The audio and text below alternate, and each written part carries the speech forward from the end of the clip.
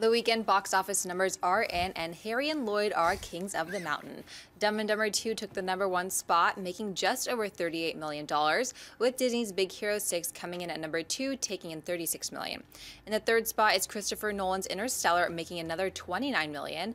The Relativity Media film Beyond the Lights comes in at #4, making $6.5 million, and Gone Girl stays in the top 5 for its 7th week, making $4.6 million.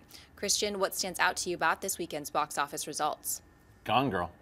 Gone Girl, again, just being the fact that it's like that's when a movie is a pure success, when it's a movie that has the Oscar caliber buzz around it. Yeah, it's David Fincher, of course, and Ben Affleck, but it's consistently been in the top 5. It had a couple runs at 1, and it's still there. It's like every time you're saying 1 through 5, you're still saying Gone Girl, or whatever number it is.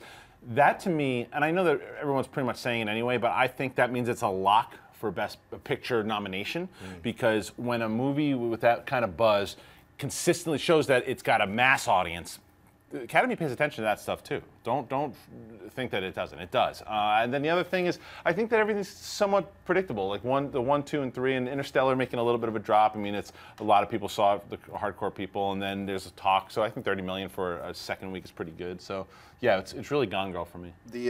Before I mention what stands out to me, Kyle in the live chat board is saying Furious 10, Aunt May.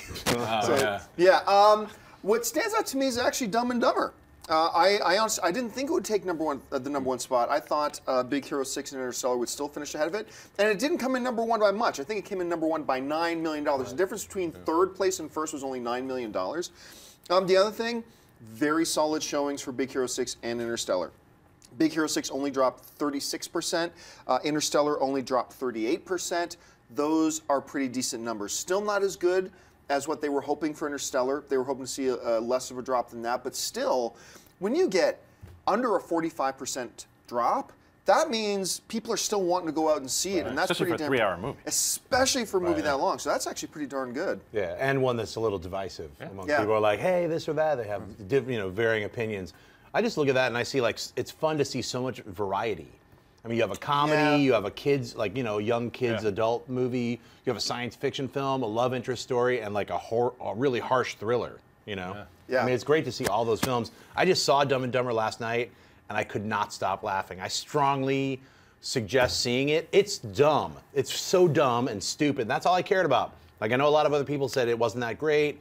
I went in with lowered expectations. All I wanted was for it to be incredibly stupid. And it's incredibly successful at being so dumb that my cheeks still hurt. I laughed throughout the entire film.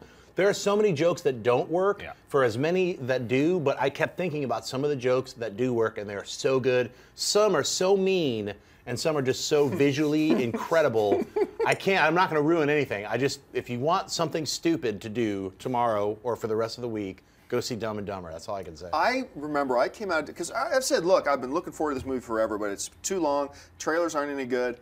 I tweeted the moment I came out of Dumb and Dumber. I said, look, I get why a lot of people don't like it. It's only got like a 26, 27% of Rotten Tomatoes, whatever like that. I said, I can totally see why a lot of people don't like it. I'm not going to argue with anybody. But all I can tell you is that it made me laugh.